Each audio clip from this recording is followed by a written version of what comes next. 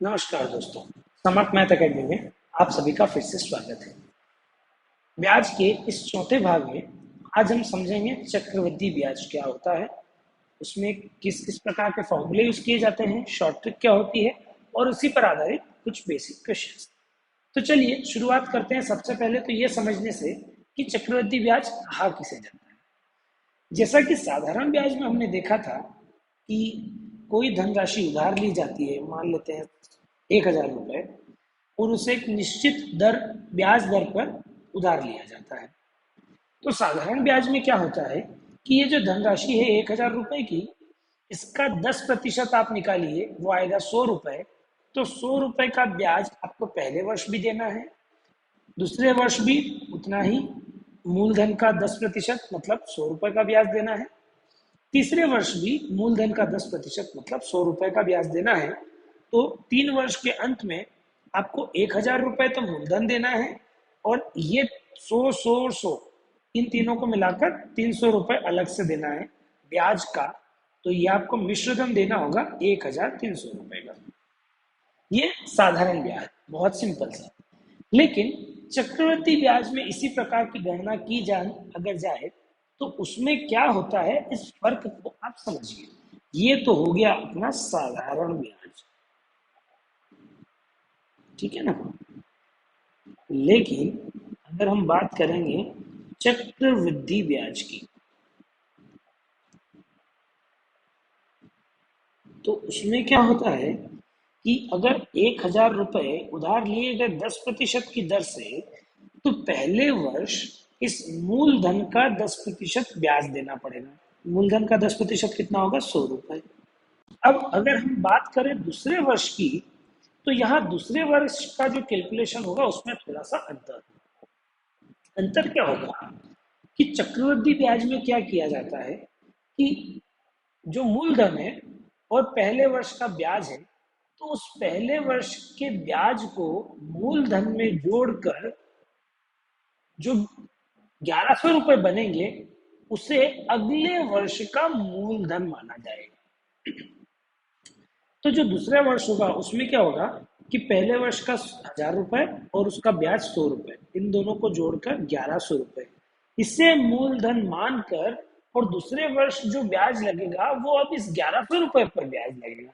अब इस 1,100 रुपए का यदि आप 10% निकालें तो वो आएगा 110।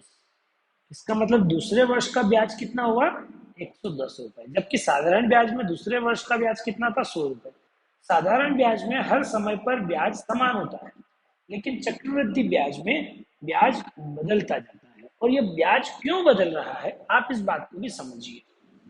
वो क्या रहा है कि साधारण ब्याज में तो ब्याज हमेशा सिर्फ इस 1,000 पर ही लगेगा, 1,000 का 10%, 1,000 का 10%, 1,000 का 10%। परंतु चक्रवृद्धि ब्याज में क्या हो रहा है, पहले वर्ष तो 1,000 पर ही लगा, लेकिन अगले वर्ष क्या हुआ, 1,100 रुपए पर लगा। अब ये 1,100 रुपए कहाँ से आए?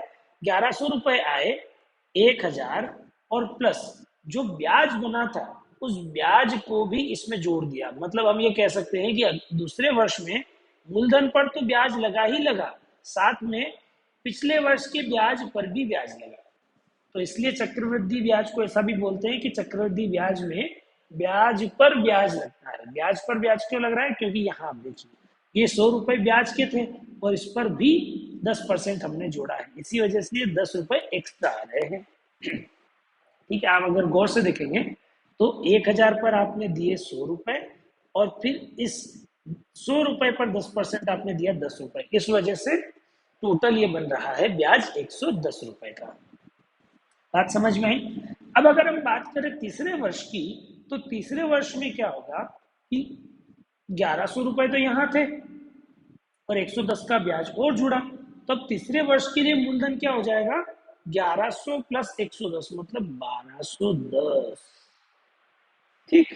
अब इस 1,210 के टुकड़े अगर हम देखना चाहें तो क्या है उसमें, पहले तो 1,000 मूलधन था, उसमें 100 रुपए पहले वर्ष का ब्याज, और उसमें 110 रुपए और दूसरे वर्ष का ब्याज। तो इन तीनों को मिलाकर 1,210 बन रहा है। और तीसरे वर्ष में इस 1,210 पर ब्याज लगेगा 10% का। अब 1,210 का 10% कितना होगा? 121 रुपए का। तो इस प्रकार अगर अपने 3 वर्ष के अंत में मिश्रधन निकालना चाहें तो 1,000 रुपए तो अपना मूलधन था, ये वाला, और इसके बाद ब्याज ये लगा है 3 अलग अलग। तो इन सबको अगर हम जोड़ेंगे तो 100 रुपए, 110, 121, इन तीनों को अगर आप जोड़ेंगे तो ये आएगा 1,331 रुपए। तो साधारण ब्याज में जहां पर ब्याज हमें मिश्रधन देना पड़ रहा था 1,300 रुपए, वही चक्रवृद्धि में हमें ब्याज मिश्रधन कुल देना पड़ेगा 1,331 रुपए। और ये अंतर इस वजह से आ रहा है क्योंकि यहाँ पर जो भी ब्याज बन रहा है उसे अगले वर्ष मूलधन में जोड़कर नया मूलधन बनाकर और उस पर ब्याज लगाया जा रहा है। तो यहाँ हर बार ब्याज जो है वो बढ़ता जाएगा, आप देख सकते हैं। ठीक है, तो इसमें हम कह सकते हैं कि चक्रवृद्धि ब्याज में ब्याज पर ब्याज लगता है। अब हर बार इतना डिटेल कैलकुलेशन तो हम नहीं करेंगे, तो इसके लिए कोई फॉर्मूला होना चाहिए। तो फॉर्मूला चक्रवृद्धि ब्याज में मिश्रधन का होता है, मिश्रधन जिसे हम ए से दर्शाते हैं। तो इसका फॉर्मूला होता है मूलधन मतलब पी गुणित 1+R/100 और एन। एन जहां पर समय को दर्शाता है कि कितनी बार ये कितने टुकड़ों में ब्याज की गणना की गई है। जैसे अगर हम वार्षिक ब्याज की गणना कर रहे हैं, जैसे कि इस एग्जांपल में हमने देखा था कि हम साल में एक बार ब्याज की गणना कर रहे हैं और उसके बाद जो भी ब्याज बन रहा है उसे मूलधन में जोड़ रहे हैं। अगर ऐसा हम अर्धवार्षिक करते तो 3 साल में कितनी बार गणना करते? 6 बार, क्योंकि अर्धवार्षिक है मतलब हर साल में 2 बार करना है। हर साल में 2 बार करना है तो 3 साल में कुल गणना कितनी बार होगी? 6 बार। तो यहाँ एन की वैल्यू फिर 6 आएगी इस केस में। और अगर वार्षिक गणना है और 3 वर्षों के लिए कर रहे हैं तो एन की वैल्यू फिर 3 आएगी। ठीक है, तो एन का मतलब कि ब्याज की गणना कितनी बार की गई है। तो ये इसका बेसिक फॉर्मूला है। अगर इसी एग्जांपल में हम ये फॉर्मूला लगाकर देखें तो देखिए क्या बनेगा। मिश्रधन हमें निकालना है, मूलधन हमारा था 1,000 रुपए का गुणित 1+ दर थी 10 की बटे 100। क्योंकि हम वार्षिक गणना कर रहे हैं और हमने ब्याज की मूल गणना 3 बार की है, क्योंकि 3 सालों के लिए हमने ब्याज की गणना की है, तो ये आएगा 3। अब इसे अगर आप हल करेंगे तो ये हो जाएगा 1,000 गुणित, इसे काटेंगे 1+1/10, मतलब ये इसे हल करेंगे तो 1.1, 1.1 की पावर 3 ये करेंगे तो ये आएगा 1.331। अब इसमें 1,000 का गुणा करेंगे तो ये आएगा 1,331 रुपए। तो ये बराबर आ रहा है दोनों। ठीक है, मिश्रधन। इस प्रकार ये फॉर्मूले का प्रयोग हम कर सकते हैं। वैसे हम आगे अभी समझने वाले हैं एक ट्रिक जिसमें आपको फॉर्मूले की जरूरत नहीं पड़ेगी, लेकिन फॉर्मूला अगर कभी डायरेक्ट फॉर्मूला ही पूछ लिया जाए प्रश्न एग्जाम में तो ये फॉर्मूला आप याद रख सकते हैं। ठीक है, चलिए तो अब हम शुरुआत करते हैं अपने पहले प्रश्न से। हमारा पहला प्रश्न है, राम ने 64,000 रुपए 3 वर्ष के लिए 5% वार्षिक ब्याज की दर से उधार लिए। वापसी के समय उसे कुल कितनी धन देना पड़ेगा? देखो यहाँ चक्रवृद्धि ब्याज की बात की गई है। अगर प्रश्न में ब्याज का प्रकार न दिया जाए तो हमेशा हमें साधारण ब्याज मानकर हल करना है। ठीक है, लेकिन क्योंकि यहाँ पर चक्रवृद्धि ब्याज कहा है इसलिए हमें चक्रवृद्धि ब्याज की गणना करना पड़ेगी। अब चक्रवृद्धि ब्याज के लिए क्या दिया गया है? मूलधन दिया गया है 64,000 रुपए, दर दी गई है 5% और समय दिया गया है 3 वर्ष का, और हमसे पूछा गया है कुल कितना धन देना पड़ेगा, मतलब मिश्रधन पूछा गया है। फॉर्मूला लगा लेंगे हम। मिश्रधन का फॉर्मूला होता है मूलधन गुणित 1+दर, दर मतलब 5/100, और इसकी घात कितनी बार गणना की गई है। चूंकि वार्षिक ब्याज की गणना है और 3 वर्ष के लिए है तो हम घात 3 लगाएंगे। अच्छा, जैसे कि वैसे इस प्रश्न में बहुत क्लियर नहीं दिया गया है कि गणना चक्रवृद्धि ब्याज की किस प्रकार की गई है। तो यहाँ पर जब भी कोई क्लियर बात नहीं कही जाए तो हमें हमेशा यही मानना है कि गणना जो है वो वार्षिक हो रही है। ठीक है, तो चलो इसे सॉल्व कर लेंगे। ये आएगा 64,000 गुणित, इसे काटेंगे तो ये आएगा 1/20। ठीक है, या फिर इसे ऐसा भी लिख सकते हैं कि 5/100 हो जाएगा 0.05। एक में अगर उसे हम जोड़ेंगे तो ये बन जाएगा 1.05 और इसकी पावर 3। अब 1.05 इसकी पावर 3 तो आपको कैलकुलेट करना पड़ेगी। 1.05 की पावर 3, या इससे ज़्यादा आसान ये होगा कि आप इसे लिखें 21/20, क्योंकि 5/100 होगा 1/20, एक में 1/20 जोड़ेंगे तो आएगा 21/20 इसकी घात।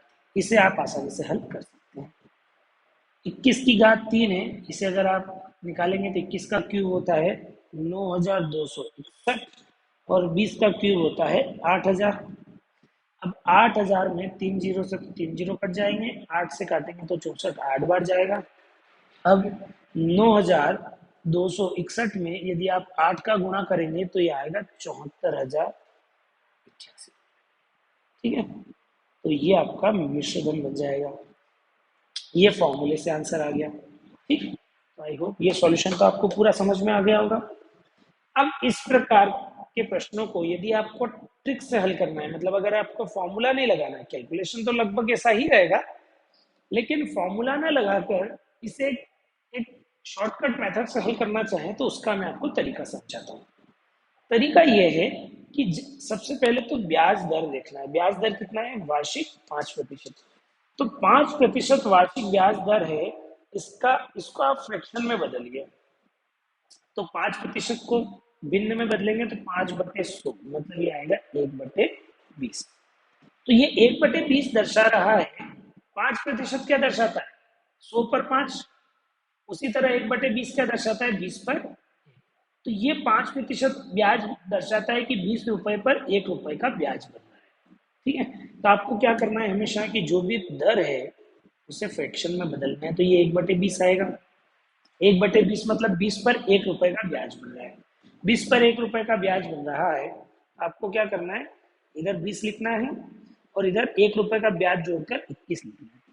ठीक है, ये 1 वर्ष का कैलकुलेशन हुआ। अब ऐसा कैलकुलेशन कितनी बार हो रहा है? 3 बार, क्योंकि 3 वर्ष की बात है। तो ऐसा 3 बार आप लिख लीजिए। पहले वर्ष 20 से 21 हुआ, दूसरे वर्ष भी 20 से 21 हुआ, तीसरे वर्ष भी 20 से 21 हुआ। यह लिख दिया। ये ट्रिक मैं समझा रहा हूँ। इसके बाद आपको क्या करना है, इनका आपस में गुणा कर लेना है। तो 20, 20 और 20, ये 20 का क्यूब है। 20 का क्यूब हमने यहाँ भी निकाला था, कितना आया था? 8000। तो 20 का क्यूब आएगा आपका 8000 और 21 का क्यूब है ना, 21, 21, 21, 21 का गुणा 3 बार करेंगे तो 21 का क्यूब यहाँ भी लिखा था, कैलकुलेट किया था हमने, वो आया था 9261। तो अब हमेशा ये ध्यान रखिएगा कि इस ट्रिक से ये जो मैंने कैलकुलेशन किया है, इसमें ये जो पहला भाग होगा ये होगा मूलधन का, मतलब प्रिंसिपल, और जो दूसरा भाग होगा वो होगा अमाउंट का, मिश्रधन का। और अगर हमसे चक्रवृद्धि ब्याज पूछा जाए तो चक्रवृद्धि ब्याज इन दोनों का अंतर होगा, वो हो जाएगा 1261 यूनिट। ठीक है, ये सब हम यूनिट में बात करेंगे। तो 8000 यूनिट हो गया मूलधन, 9261 यूनिट हो गया मिश्रधन और 1261 यूनिट हो गया चक्रवृद्धि ब्याज। अब हमसे यहाँ प्रश्न में जो भी पूछा जाए वो निकाल सकते हैं। प्रश्न में क्या पूछा है? मूलधन पूछा, सॉरी मिश्रधन पूछा है।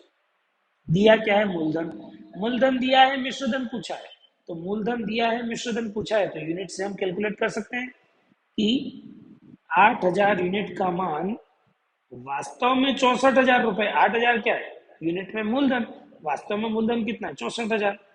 तो 8000 यूनिट का मान 64,000 रुपए है, तो मिश्रधन मतलब 9261 यूनिट का मान क्या होगा? और अगर आप इस कैलकुलेशन को देखेंगे तो ये वही कैलकुलेशन आ गया। ठीक है, तो कैलकुलेशन वही होगा अल्टीमेटली, लेकिन इसको हल करने का तरीका आप जब प्रैक्टिस कर लेंगे तो आपको आसान लगेगा, क्योंकि यहाँ पर ये फॉर्मूला नहीं लगाना पड़ेगा।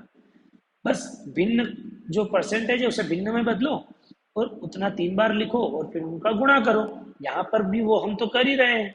ठीक, तो कैलकुलेशन वही रहेगा, आंसर भी आपका वही आएगा, 74,085। राइट, चलिए अगला प्रश्न देखते हैं। 8000 का 10% वार्षिक ब्याज की दर से 1 वर्ष 6 महीने का चक्रवृद्धि ब्याज क्या होगा, यदि ब्याज प्रति 6 माही देय हो, देखिए यहाँ पर प्रश्न में दिया है कि ब्याज कैसे देय है, 6 माही, मतलब ब्याज की जो गणना हो रही है वो हर 6 महीने में हो रही है। ठीक है, तो यहाँ बेसिकली क्या हो रहा है, आप देखिए, ब्याज की गणना अगर हर 6 महीने में हो रही है तो एक वर्ष 6 महीने में 3 बार ब्याज की गणना होगी। ये पहले 6 महीने में, फिर अगले 6 महीने, और फिर ये अगले 6 महीने, टोटल 18 महीनों का बात है। अब ब्याज की दर 10% वार्षिक है, 10% वार्षिक है, तो 6 महीने का अगर हम गणना करेंगे तो उसमें आधे वर्ष की ब्याज दर लगेगी, तो 5% गणना करना है हमें सच। तो आधे वर्ष का अगर 8,000 है हमारा मूलधन है, तो आधे वर्ष का ब्याज कितना होगा, 8,000 का 5%, ऐसा जोड़ सकते हो। तो 8,000 का 5% आप निकालोगे तो वो कितना आएगा, इसमें 5 का गुणा कर ले, या 1/20, है ना, 20 से भाग देंगे तो ये आएगा 400। तो पहले 6 महीने में ब्याज आया 400, इस तरह से कैलकुलेशन होना होगा। अब अगर फॉर्मूला आप लगाएंगे तो फॉर्मूला क्या लिखेगा, मिश्रधन बराबर मूलधन गुणित 1 + दर कितनी है, आधे महीने के लिए देखना है दर, हाँ, आधे महीने के लिए दर कितनी है, 5/100, सॉरी, मतलब आधे साल के लिए, है ना, 6 महीने में ना, तो आधे साल के लिए तो 5/100 लिखेंगे, और कितनी बार गणना हो रही है, 3 बार, तो घात लगाएंगे 3। इसे आप हल कर सकते हैं, 8,000, ये 5/100 हो जाएगा, 1/20, 1+1/20 हो जाएगा 21/20 तो अभी हमने पिछली बार भी लिखा था ये 21 की पावर 3, ये आएगा आपका 9261, और डिवाइड बाय 8,000, 8,000 से 8,000 कट जाएगा, आंसर हो जाएगा 9261, ये अपना हो जाएगा मिश्रधन। ठीक है, ये आंसर हो गया।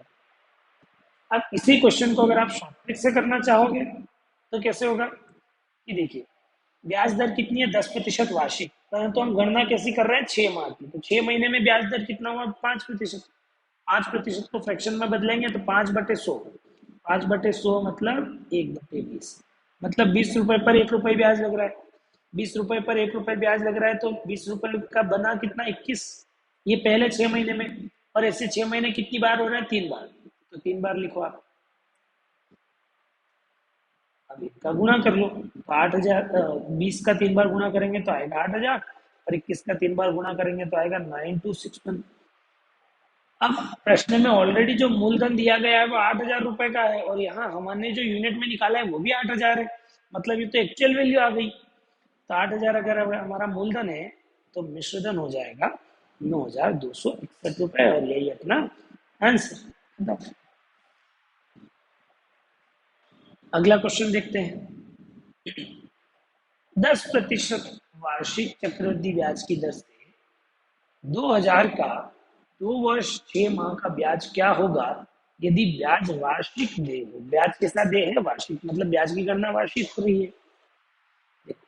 मूलधन कितना है, 2,000 रुपये, दर कितना है, 10%, समय कितना है, 2 वर्ष 6 माह, मतलब 2.5 ईयर। अब अगर फॉर्मूला आप लगाओगे तो फॉर्मूला कैसे लगाओगे, मिश्रधन बराबर मूलधन गुणित 1 + दर 10% है और गणना भी वार्षिक है तो वही लेंगे, और घात 2.5। अब ये कैलकुलेशन आपके लिए बड़ा हो जाएगा, है ना, तो 2,000 इंटू ये हो जाएगा 1/10, मतलब 11/10, 11/10 की घात 2.5, ये कैलकुलेशन आपके लिए बड़ा होने वाला है। अब इसी को अगर आप शॉर्ट ट्रिक से करोगे तो देखो कैसे आसान होगा आपके लिए। 10% को अगर आप भिन्न में बदलेंगे तो ये आएगा 1/10, मतलब आपको 10 रुपए पर 1 रुपए का ब्याज देना है ना, तो आपका जो 10 रुपए है वो 1 रुपए का ब्याज देने पर बनेगा कितना, 11 रुपए। पहले वर्ष में ऐसा हुआ, दूसरे वर्ष में भी 10 का 11 बनेगा। अब तीसरे वर्ष में क्या होगा, तीसरे वर्ष में गणना पूरे नहीं है, तीसरे वर्ष की सिर्फ 6 महीने की है, तो 6 महीने की जो गणना है उसमें पूरा 10% तो नहीं लगेगा, 10% तो साल का है, तो 6 महीने का कितना होगा, सिर्फ 5% ब्याज लगेगा। तो 5% जो है उसको अगर फ्रैक्शन में बदलेंगे तो 1/20 आएगा, 1/20 मतलब 20 रुपए पर 1 रुपए का ब्याज लगेगा तीसरे वर्ष में। तो 20 वाला कितना बन जाएगा, 21 बन जाएगा। तो इसलिए तीसरे वर्ष के लिए या जो 6 माह है उनके लिए हम लिखेंगे 20 वाला 21 बनेगा इस प्रकार से। ठीक है, अब इनका गुणा कर लेंगे। तो इनका गुणा करेंगे तो ये आएगा 20 में 100 का गुणा करेंगे तो 2000, और इधर 21 में गुणा करना है अपने को 11 का 2 बार, तो ये बनेगा आपका 2541। ठीक, तो ये हमारा हुआ मूलधन और ये हुआ हमारा मिश्र धन यूनिट में। ठीक है, अब प्रश्न में मूलधन दिया कितना है 2000, और यहाँ हमारा यूनिट में भी 2000 है, मतलब ये तो बराबर ही हो गया। अब अगर मूलधन 2000 है तो मिश्र धन कितना होगा 2541 और ये अपना बड़ा आसानी से आंसर हो गया शॉर्ट ट्रिक से। लेकिन अगर आप बेसिक तरीके से करने जाते फॉर्मूले से तो ये आपको बहुत ही बड़ा कैलकुलेशन करना पड़ता है। ठीक है, तो इस तरह से आप ये ट्रिक का यूज करके चक्रवृद्धि ब्याज के प्रश्नों को आसानी से हल कर सकते हैं। आपको करना क्या है कि हर वर्ष में जो दर है उसको भिन्न में बदलकर उसके अनुसार यहाँ पर मूलधन और मिश्रधन को लिखना है। ठीक है, चलिए अगला क्वेश्चन देखते हैं। एक कस्बे की जनसंख्या 8000 है। यदि जनसंख्या पहले वर्ष 10% वार्षिक तथा दूसरे वर्ष 20% वार्षिक दर से वृद्धि हुई हो तो 2 वर्ष के बाद कस्बे की जनसंख्या कितनी होगी। अब हमें यह कैसे पता चलेगा कि इस प्रकार के प्रश्न में हमें चक्रवृद्धि ब्याज लगाना है कि साधारण ब्याज वाला कॉन्सेप्ट लगाना है। तो चक्रवृद्धि ब्याज में हमने और साधारण ब्याज में अंतर क्या देखा था कि साधारण ब्याज में कभी भी ब्याज के ऊपर ब्याज नहीं लगता है, और चक्रवृद्धि ब्याज में क्या है कि ब्याज के ऊपर ब्याज लगता है। मतलब कि पिछला जो भी ब्याज बना होगा उसे मूलधन में हम जोड़ देते थे और उसके बाद उसी को नया मूलधन मान के कैलकुलेट करते थे। तो जनसंख्या वृद्धि में भी तो ऐसा ही होता है कि स्टार्टिंग में 8000 है, पहले वर्ष बढ़ी 10%, 10% कितनी 8000 का 10% मतलब 800, तो वर्ष के अंत में हो कितनी गई 8800। अब अगले वर्ष जो 20% बढ़ेगी वो आप ही सोचिए, वो 20% किसका गिना जाएगा, इस 8800 का 20% लेंगे ना हम। इस 8000 का 20% क्यों लेंगे, जो अगले वर्ष 20% बढ़ेगी वो तो 8800 की बढ़ेगी, तो उस 8800 का लेंगे, मतलब हम बेसिकली चक्रवृद्धि ब्याज की जैसी ही गणना कर रहे हैं। तो आप वैसे तो डायरेक्ट भी कैलकुलेट कर सकते हैं कि 60,800 का 20% कितना होगा, 1/5 वो सब कैलकुलेट करके आप निकाल सकते हैं कि जनसंख्या कितनी हो जाएगी। अगर हम अपनी शॉर्ट ट्रिक वाला यूज करें फंडा तो देखो कितना आसान हो जाएगा। पहले वर्ष 10% बढ़ी, 10% भिन्न में बदलेंगे तो 10/100 मतलब 1/10, मतलब 10 पर 1 बढ़ी, 10 पर 1 बढ़ी तो वो कितना गया 10 से 11 हो गया। दूसरे वर्ष कितनी बढ़ी 20%, 20% को भिन्न में बदलेंगे 20/100 मतलब 1/5, मतलब 5 पर 1 बढ़ी, 5 पर 1 बढ़ी तो हुआ कितना 5 से हो गया 6 दूसरे वर्ष में। अब इनका गुणा कर लेंगे तो 10 और 5 इनका गुणा हो जाएगा 50 और 11 और 6 का हो जाएगा 66। अब ये जो 50 है ये पी मतलब शुरुआती वैल्यू स्टार्टिंग में, और 66 मतलब मिश्रधन अमाउंट, ये दर्शाता है अंत की वैल्यू। तो शुरुआत की वैल्यू मतलब यहाँ शुरुआत में जनसंख्या 8000 थी, तो ये 50 यूनिट 8000 को दर्शा रहा है, तो 66 यूनिट जो भी दर्शाएगा वो 2 वर्ष के अंत की जनसंख्या हो जाएगी। तो इसे हम लिखेंगे 50 यूनिट का मान 8000 है तो 66 यूनिट का मान क्या होगा, इसे कैलकुलेट कर लेंगे। तो 8000 को अगर आप 50 से भाग देंगे तो ये आएगा 160, और 160 में 66 का गुणा करेंगे तो ये आएगा 10,560। तो इसका मतलब 2 वर्ष के अंत में जनसंख्या हो जाएगी 10,560 की। ठीक है, नेक्स्ट क्वेश्चन है, यदि किसी धन का 2 वर्ष में 5% वार्षिक ब्याज की दर से चक्रवृद्धि ब्याज 123 रुपए है तो वह धन क्या है। तो इसे हम डायरेक्ट अपनी शॉर्ट ट्रिक से कर लेते हैं। 5% की वार्षिक ब्याज दर है तो फ्रैक्शन में भिन्न में कितना हो जाएगा 5/100 मतलब 1/20, मतलब 20 रुपए जो है वो उस पर 1 रुपए का ब्याज मिलने वाला है हर साल। तो 20 रुपए जो है वो कितने बन जाएंगे 21। अच्छा ऐसा 2 बार होगा क्योंकि 2 वर्ष की बात हो रही है, तो 2 बार हम लिखेंगे कि 20 रुपए जो भी होंगे वो 21 बन जाएंगे। अब इनका गुणा करेंगे तो 20 और 20 का गुणा होगा 400, 21 और 21 का गुणा होगा 441। मतलब ये जो 400 यूनिट है ये मूलधन को दर्शा रहा है, और 441 यूनिट ये मिश्र धन को दर्शा रहा है। अब अगर हम ब्याज की बात करें तो ब्याज क्या होगा, इन दोनों का अंतर, मतलब 41 यूनिट। तो जो 41 यूनिट है वो ब्याज को दर्शा रहा है, और वास्तव में ब्याज है 123 रुपए का। तो हम लिख सकते हैं कि 41 यूनिट जो है उसका मान 123 रुपए है। तो हमसे पूछा गया है वह धन क्या है, मतलब मूलधन। मूलधन मतलब 400 यूनिट का मान पूछा गया है, तो ये निकाल लेंगे। 123 को 41 से अगर भाग देंगे तो ये आएगा 3, 3 का 4 में गुणा करेंगे तो आएगा 1200। तो हमारा मूलधन जो है वो 1200 रुपए का होगा। क्लियर? अगला प्रश्न देखते हैं। नेक्स्ट है 16,000 रुपए का 10% वार्षिक ब्याज दर से 1.5 वर्ष का चक्रवृद्धि ब्याज क्या होगा यदि ब्याज प्रति 6 माही दे। प्रति 6 माह में अगर हम ब्याज दे रहे हैं, मतलब वार्षिक गणना नहीं है, 6 माही गणना है, तो जो दर है 10% वो वार्षिक है, लेकिन हम गणना हर 6 महीने में कर रहे हैं। हर 6 महीने में गणना कर रहे हैं तो मूलधन का 10% नहीं लेंगे, हम 5% लेंगे, क्योंकि 10% तो पूरे वर्ष का ब्याज हुआ, लेकिन हम सिर्फ 6 महीने का अगर निकालेंगे तो वो सिर्फ 5% आएगा। तो हम गणना सिर्फ 5% के हिसाब से करेंगे, तो 5% का भिन्न होगा 1/20, मतलब 20 रुपए पर 6 महीने में ब्याज 1 रुपए बन जाएगा, तो 20 रुपए 6 महीने में बन जाएंगे 21 रुपए। ऐसा कितनी बार होगा? 1.5 वर्ष, मतलब 1.5 वर्ष में 3 बार होगा, क्योंकि 1.5 वर्ष में 3-3 महीनों के 6-6 महीने के 3 हिस्से होंगे। तो 20 रुपए जो है वो 3 बार 21 रुपए बनेंगे। इनका अगर हम गुणा करेंगे तो ये आएगा 8,000, और 21 का अगर हम गुणा करेंगे 3 बार तो ये आएगा 9,261 यूनिट। ठीक है, ये यूनिट में आया। अब चक्रवृद्धि ब्याज क्या होगा ये पूछा गया है। तो चक्रवृद्धि ब्याज क्या होगा, इन दोनों का अंतर। इन दोनों का अंतर मतलब 1261 यूनिट। ठीक, प्रश्न में दिया क्या गया है, मूलधन 16,000 रुपए का, मतलब ये जो 8,000 यूनिट मूलधन है इसकी वास्तविक वैल्यू 16,000 रुपए है। तो वो यूनिट कॉन्सेप्ट हम लगा लेंगे।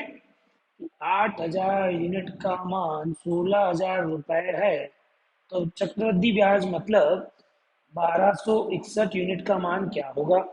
इसे हल कर सकते हैं, ये काटेंगे तो आएगा 2, 1261 में 2 का गुणा करेंगे तो 2, 6 दूनी 12 का 2 सिला 1, 2 दूनी 4 1 5, 2522 रुपए जो है वो चक्रवृद्धि ब्याज बनेगा यहाँ पर।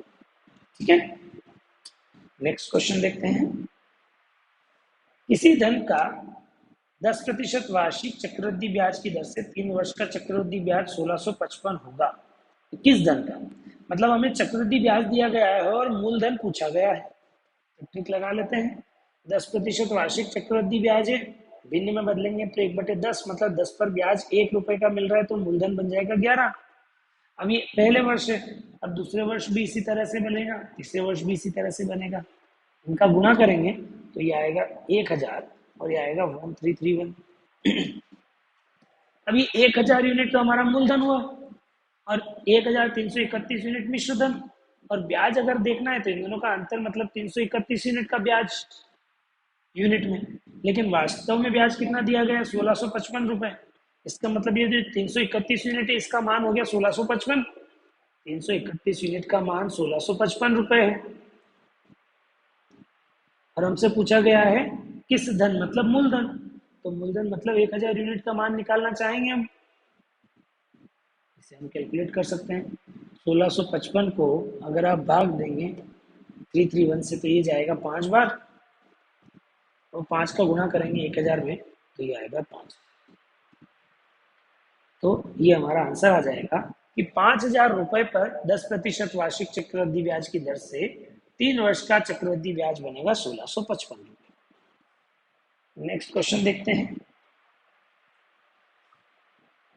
12.5% वार्षिक चक्रवृद्धि ब्याज की दर से कितने समय में 3200 रुपए जो है उसका ब्याज 850 रुपए है ना, समय पूछा गया है। तो यहाँ पर आपको ऑप्शन से हल करना चाहिए। ठीक है, अगर आप ट्रिक इसमें लगाने जाएंगे तो वो थोड़ा मुश्किल होगा, आपको इसे फॉर्मूले से हल करना होगा, और अगर आप ऑप्शन से जाएंगे तो फिर आप ट्रिक यूज कर सकते हैं, क्योंकि फॉर्मूले से भी जब हल करने जाएंगे तो आपको जो ऑप्शन दिए गए हैं 4 उनमें से ही देखना पड़ेगा, हल कैसे करना है वो मैं समझा देता हूँ। दर दी गई है 12.5%, कितने समय में 3200 रुपए पर, मतलब मूलधन दिया गया है 3200 रुपए, चक्रवृद्धि ब्याज मतलब कंपाउंड इंटरेस्ट, ऐसा ही नहीं लिखेंगे, सी आई, कंपाउंड इंटरेस्ट को हम लिखते हैं सी आई, चक्रवृद्धि ब्याज 850 रुपए है। तो हमसे समय पूछा गया है, तो आप देखिए चक्रवृद्धि ब्याज अगर इतना है तो अमाउंट मिश्रधन कितना बन जाएगा, 4050 रुपए। फॉर्मूला लगा देंगे, मिश्रधन बराबर मूलधन गुणित दर गुणित समय बटे 100 और यहाँ एन। तो आपको क्या करना है, पहले 32 का यहाँ भाग देना है, तो 4050 और 3200, इसे थोड़ा हल करेंगे आप तो ये आएगा 1/8, 1+1/8 हो जाएगा 9/8, और इसकी घात, इसे अगर हम हल करेंगे थोड़ा, 5 से काटेंगे तो आएगा 81, और इसे 5 से काटेंगे तो ये आएगा 34, 64, तो ये आएगा 81/64 इक्वल्स टू 9/8 की पावर n। अब आप यहाँ देखिए कि 9 की ऐसी क्या पावर हम लगाएं जिससे कि 81 बन जाए, तो 9 की पावर 2, 9 का स्क्वायर अगर करोगे तो 81 आएगा, और उसी तरह 8 का भी स्क्वायर करोगे तो 64 आएगा। मतलब आप इसे ऐसा लिख सकते हो, 81 और 64 को 9/8 की घात 2 लिख सकते हैं, और बराबर में 9/8 की घात n है, तो यहां से हम बोल सकते हैं कि n का मान 2 होगा। ठीक है, तो आंसर अपना हो जाएगा 2 वर्ष। इस प्रकार इस प्रश्न को हम हल कर सकते हैं। बाकी ऑप्शन से करोगे तो वो भी एक आसान तरीका हो सकता है, हालांकि कैलकुलेशन तो हमें करना ही होगा। ठीक है, तो आई होप ये चक्रवृद्धि ब्याज पर जो बेसिक क्वेश्चन है आज इस वीडियो में आपको वो समझ में आया होंगे। अगले वीडियो में हम चक्रवृद्धि ब्याज पर आधारित कुछ और एडवांस क्वेश्चन सॉल्व करेंगे। धन्यवाद।